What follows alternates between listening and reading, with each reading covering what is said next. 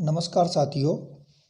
राजस्थान जिला दर्शन सामान्य ज्ञान दुआ क्लासेस के द्वारा आज हम एक ऐसे ज़िले के बारे में पढ़ेंगे जो एक ऐसा ज़िला जो अपनी हवेलियों के लिए प्रसिद्ध है, या एक ऐसा ज़िला जो काले हिरणों के अभयारण्य के लिए प्रसिद्ध है। राजस्थान का एक ऐसा ज़िला जो दूर दूर तक रेत के फैले हुए टीलों के लिए प्रसिद्ध है, या 1100 हवेलियों का नगर भी कहा जाता है। इस ज़िले के बारे में हम अध्ययन करेंगे। वो ज़िला है चूरू ज़िला। राजस्थान का चूरू ज़िले के बारे में हम आज इस वीडियो के माध्यम से इसके इतिहास, प्रमुख मंदिर, मेले आदि के बारे में जानकारी प्राप्त करेंगे। शुरू करते हैं। दोस्तों, आपने यदि हमारे चैनल को लाइक एंड सब्सक्राइब नहीं किया है तो प्लीज़ आप इस चैनल को सब्सक्राइब कर दें, जिससे आपको राजस्थान जिला दर्शन में अन्य ज़िलों की वीडियो का नोटिफिकेशन आपको मिलता रहे। चूरू ज़िला यानी चूरू ज़िला एक ऐसा ज़िला है जो अपनी हवेलियों के लिए प्रसिद्ध भी है, और ये काले हिरणों के अभयारण्य के लिए प्रसिद्ध है, और जो दूर दूर तक रेत के फैले हुए टीलों के लिए भी प्रसिद्ध है। इसके बारे में हम जानते हैं। चूरू ज़िला, इन चूरू ज़िले की स्थापना चूहड़ा या चूहरू नाम भी मिलता है। चूहड़ा या चूहरू जाट ने 1620 ईस्वी में की थी। यानी चूरू ज़िले की स्थापना है वो चूहड़ा जाट या चूहरू जाट ने की थी 1620 ईस्वी में। 1 नवंबर 1956 को राजस्थान के एकीकरण पूर्ण होने के तहत चूरू को जिले का दर्जा प्राप्त हुआ था। यानी 1 नवंबर 1956 को चूरू को जिले का दर्जा प्राप्त हुआ था। चूरू जिले का क्षेत्रफल 16,830 वर्ग किलोमीटर है। यानी 16,830 वर्ग किलोमीटर में फैला हुआ है। चूरू जिला वर्तमान में राजस्थान के बीकानेर संभाग में आता है। बीकानेर संभाग में चूरू जिला आता है। बीकानेर संभाग में 4 ज़िले हैं। कौन कौन से हैं? गंगानगर, हनुमानगढ़, बीकानेर और चूरू। चूरू जिला राजस्थान का सर्वाधिक तापांतर वाला जिला है। यानी तापांतर का अर्थ होता है ताप में अंतर। सर्दियों में ज़्यादा सर्दी, गर्मियों में ज़्यादा गर्मी, दोनों के बीच ज़्यादा अंतर है, तो इसे हम बोलते हैं तापांतर वाला जिला है। और यह चूरू जिला है जो काले हिरणों के अभयारण्य, यहाँ काले हिरणों के अभयारण्य है ताल छापर वन्यजीव अभयारण्य कहाँ है? चूरू में के लिए विश्व भर में प्रसिद्ध है।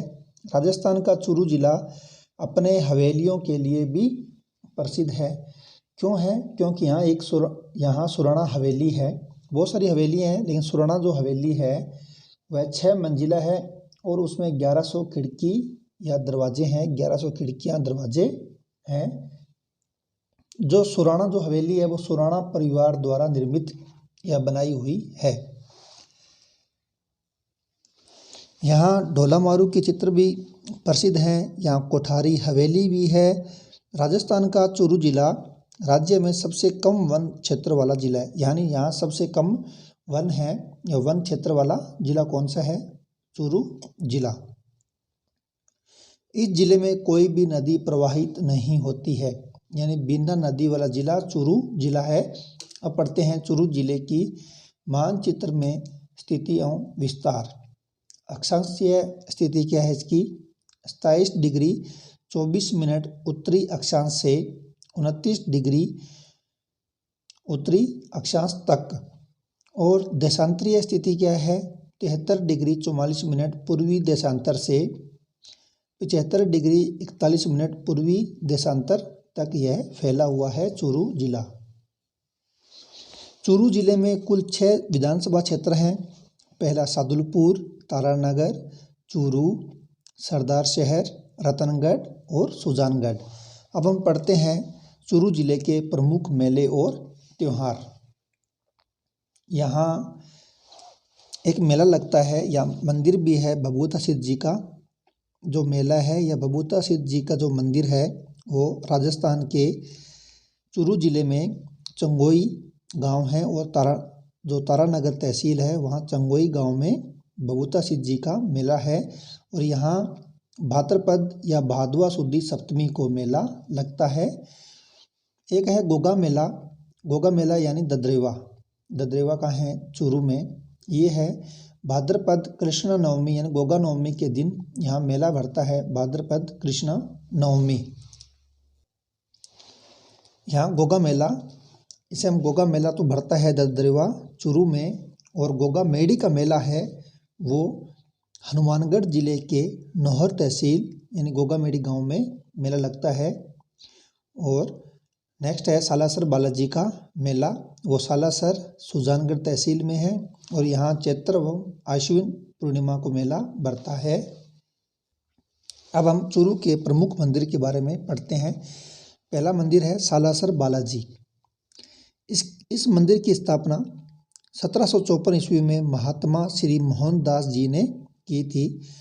इसकी स्थापना महात्मा श्री मोहनदास जी ने की थी। ये है मंदिर आसोटा गांव में महात्मा श्री मोहनदास जी को हल चलाते समय दाढ़ी मूंछ युक्त हनुमान जी की मूर्ति मिली। फिर इन्होंने सुजानगढ़ तहसील के सालासर गांव में सालासर बालाजी का मंदिर बनवाया था, यानी सिद्ध हनुमान पीठ। जो इनका मेला है वो आश्विन एवं चैत्र माह की पूर्णिमा को प्रतिवर्ष यानी वर्ष में 2 बार मेला लगता है, आश्विन एवं चैत्र माह में। यह मंदिर दाढ़ी मूंछ युक्त हनुमान जी का देश में पहला मंदिर है। कहाँ है? सालासर बालाजी में।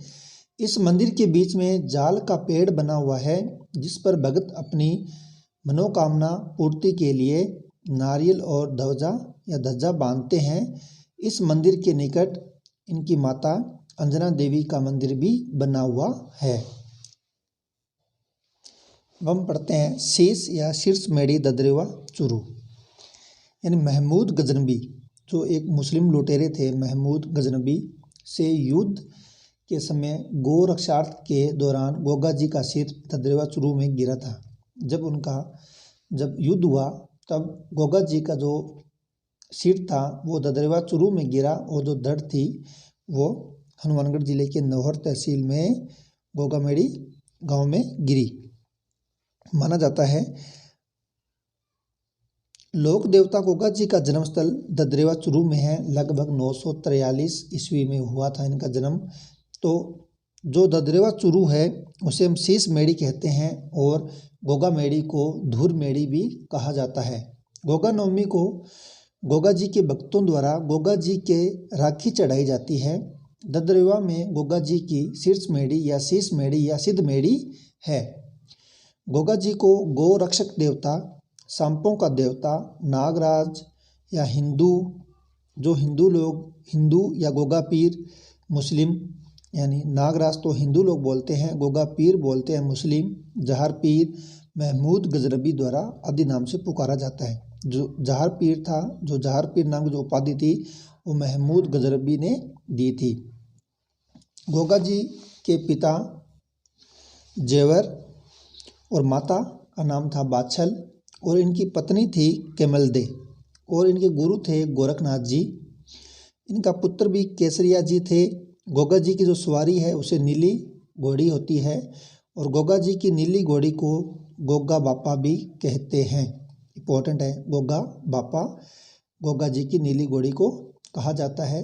प्रत्येक किसान खेत की जुताई शुरू करते समय हल व हाली के गोगा राखड़ी बांधते हैं जिसमें 9 गांठें होती है। अगला मंदिर है वेंकटेश्वर तिरुपति बालाजी का मंदिर सुजानगढ़ में है जो कि चूरू जिले में है।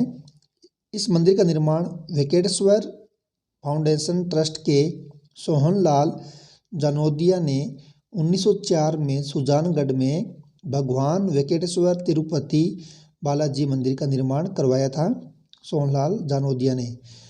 इस मंदिर की ऊंचाई लगभग 75 फीट है। यह मंदिर डॉक्टर एम नागराज और डॉक्टर वेंकटाचार्य वास्तुविद की देखरेख में ग्रेनाइट, इटालियन मार्बल और मकराना मार्बल से लगभग 10,000 वर्ग फीट क्षेत्र में बनवाया गया था। जो ये मंदिर है तिरुपति बालाजी का मंदिर सुजानगढ़ में है। अब हम पढ़ते हैं चूरू के पर्यटन स्थल या दर्शनीय स्थल के बारे में।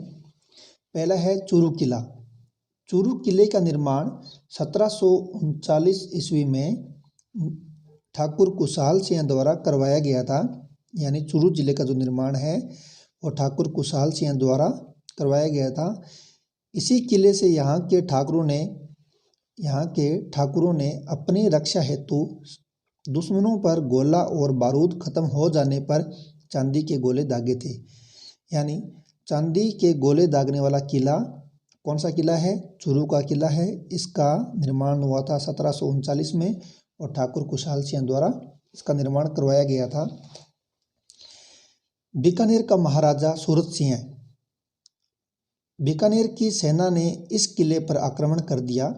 तब ठाकुर शिवनाथ सिंह ने, इस समय चूरू किले में जो चूरू के जो शासक थे, राजा थे, वो शिवनाथ सिंह थे। शिवनाथ सिंह ने चांदी के गोले दागे और यहाँ इस किले में गोपीनाथ का मंदिर भी बना हुआ है।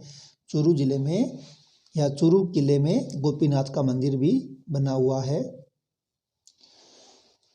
नेक्स्ट, बीना देसर का किला। बीना देसर का किला है। इसका निर्माण 1757 ईस्वी में ठाकुर दूले सिंह यानी बीकानेर के राजा गंगा सिंह के दीवान थे दूले सिंह, उन्होंने करवाया। 1757 ईस्वी में बीना देसर के किले का निर्माण है।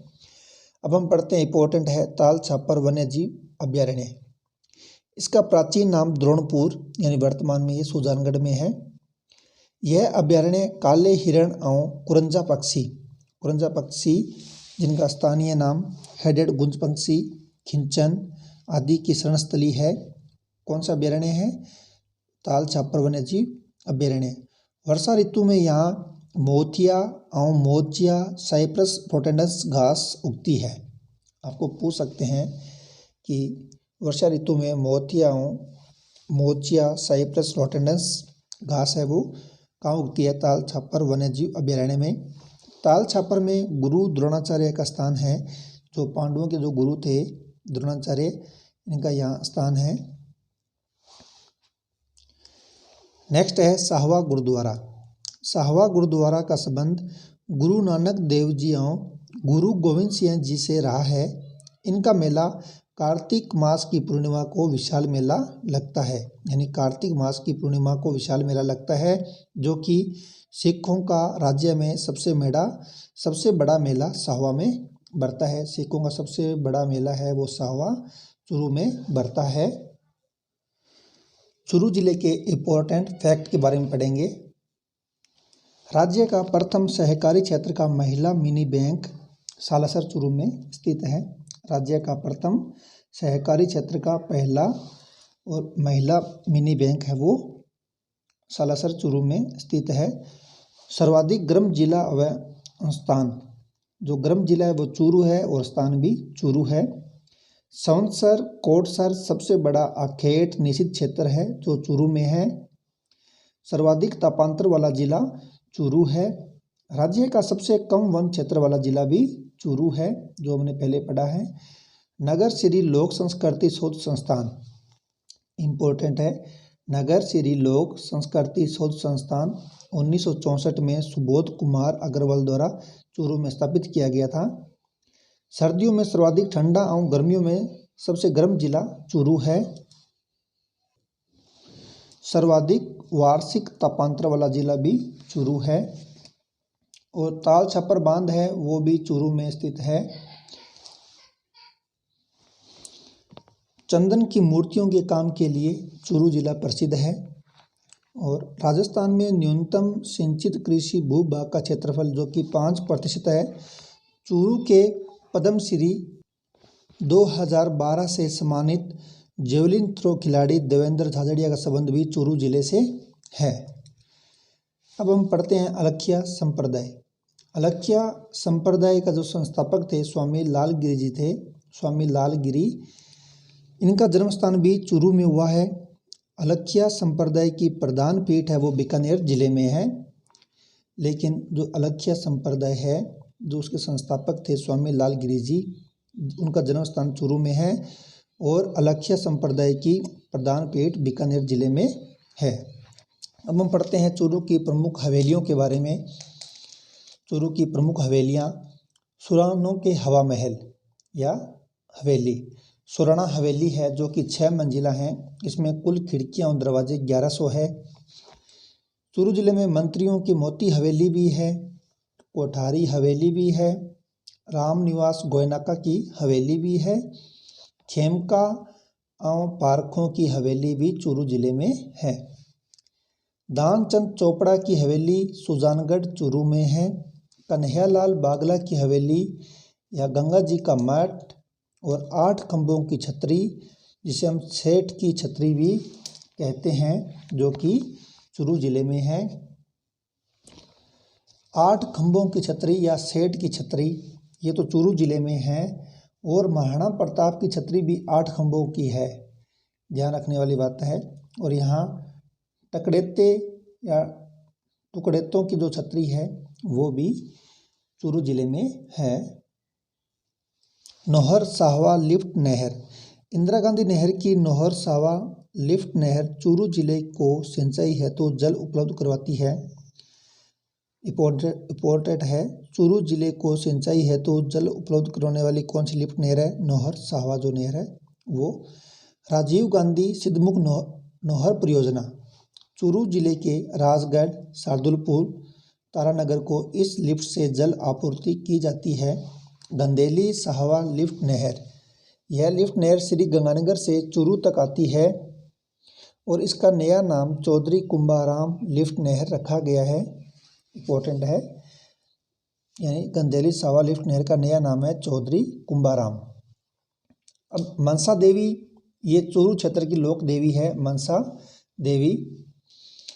उत्तराभिमुख सिंधी मंदिर, उत्तराभिमुख सिंधी मंदिर है जो सुजानगढ़ में स्थित है चूरू जिले में।